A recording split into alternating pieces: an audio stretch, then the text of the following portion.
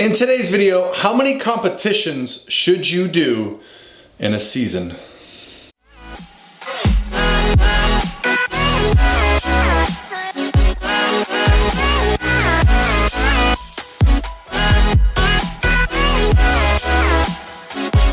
All by myself.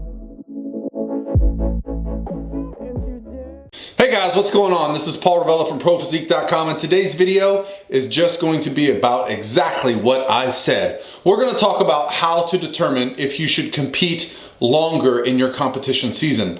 What are the downfalls of competing for a long time? And at the end, I'm going to give you my final thoughts on what I think is the best way to handle contest prep for a single season. So, the question really this time just came from me. This is not from my Instagram. This is something that it's kind of been a theme because what's happening right now is a lot of my competitors are getting ready to start their seasons. We're starting this year off with lots of great competitors. I have many competitors that are already nationally qualified. I'll be at NPC Junior USAs, I'll be at Junior Nationals, I'll be at Universe, I'll be at USAs, I'll be at North Americans, I'll be at all the national shows this year. So say hello to Coach Paul if you see me there. But what it really means is we have to look at the season as a whole. What are our goals and what is going to determine how long we compete for?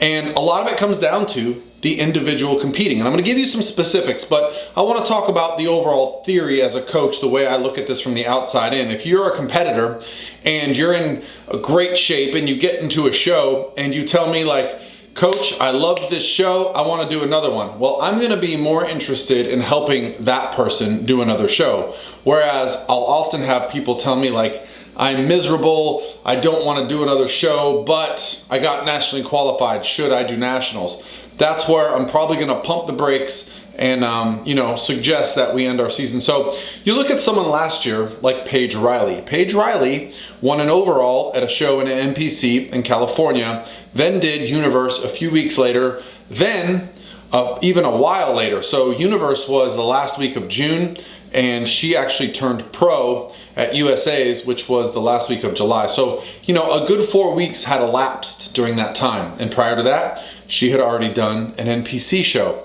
So we decided, because there was another show 2 weeks later, for her to do her pro debut at the NPC or IFBB Pacific USA's in San Diego. Well, this really was just a fortunate event for her because a lot of things happened. So for her, it was her birthday. She had just turned pro, and the momentum of it meant we could get her pro debut and then take a significant off season comparing her to the pros.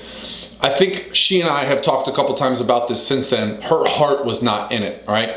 The goal for her for last season was to turn pro, and she did that, and she worked her butt off, and she got that goal. The goal to do another show after that was kind of like, let's see what we can do. And you can tell. She and I both agree it was not her best look of the season. Not to knock her, she still put all the work in and did all the things, but there's a connection with your brain and your body that if you're not all in, gung-ho 100%, you're not gonna look 100%, okay? Let's take it back another year. Let's go back to 2017 when Lauren Dannenmiller actually prepped the entire year. That's right. She started prep at the beginning of 2017. We did a local show here in Florida. Introducing to you the 2017 Divine Nutrition Florida Grand Prix overall bikini open champion and the newest cover model of Doral magazine. Ladies and gentlemen, competitor number 866.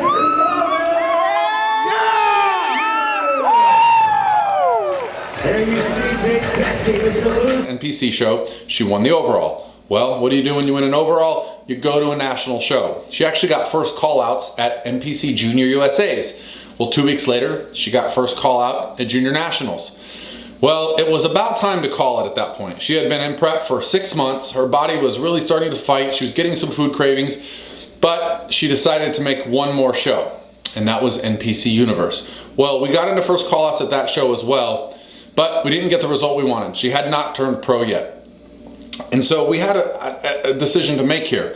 Now, in hindsight, I probably would have had her do USA's if I could have forced her to do something, but it wasn't the right time.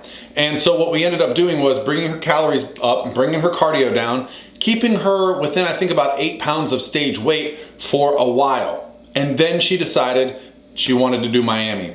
Now, that meant an entire year of contest prep. And so we had to really manage her fatigue. We had to manage her hunger the best way possible. Reverse dieting goes much better when you have a long-term goal. Would I recommend dieting for an entire year? No, but this was an extreme scenario. You see, Lauren is such a talented competitor that she didn't need to make any wholesale changes. Her feedback was not to get bigger or to get leaner. Her feedback was simply just to keep competing. I think she had some things to do with confidence, with posing, with stage presentation that really only experience can bring. So for someone like her, I was all for her doing Miami. Well, guess what happened? She won her class. She won the overall. She became the national champion for 2018, and it was fantastic. So for 2017. And so it worked out. And likewise, it worked out for Paige. But here's the end of the video. Here's what I'm going to suggest we do for most competitors.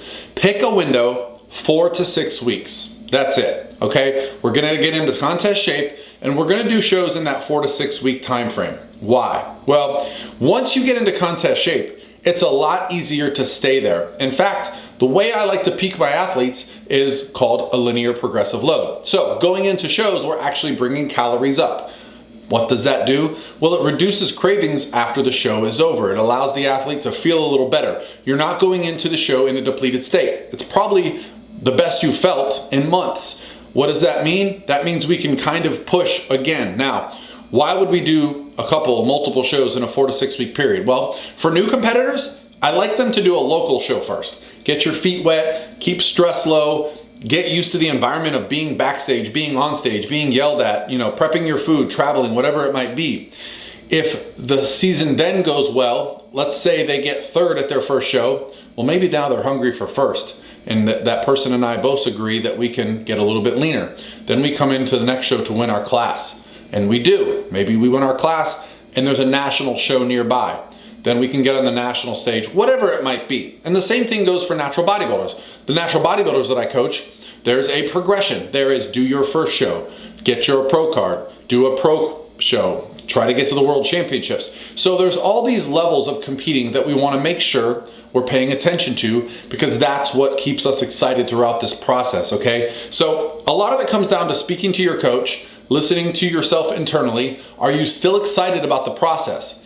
Don't overcommit to too many shows. Don't say, I'm gonna do 10 shows this year. No, commit to the first show, give yourself that time frame, or give yourself a window for that first show. Then look at all the options for what's available. Are there shows within a few weeks, within 4 to 6 weeks of that? That is my magic window. 4 to 6 weeks of competing, that is your season, and then be done, okay?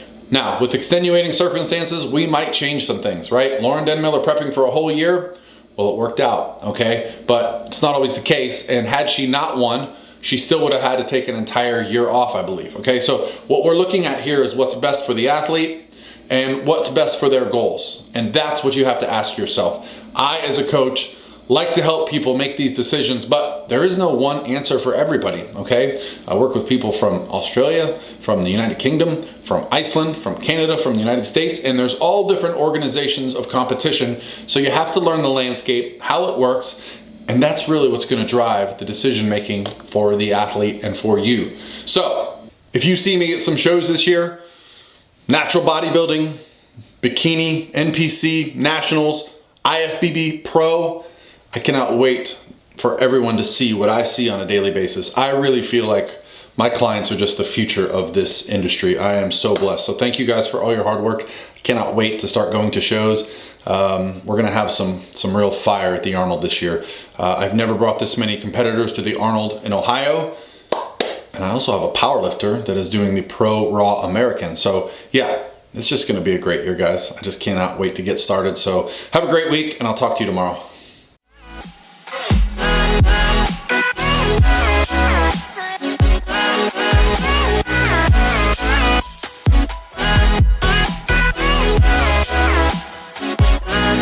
By myself.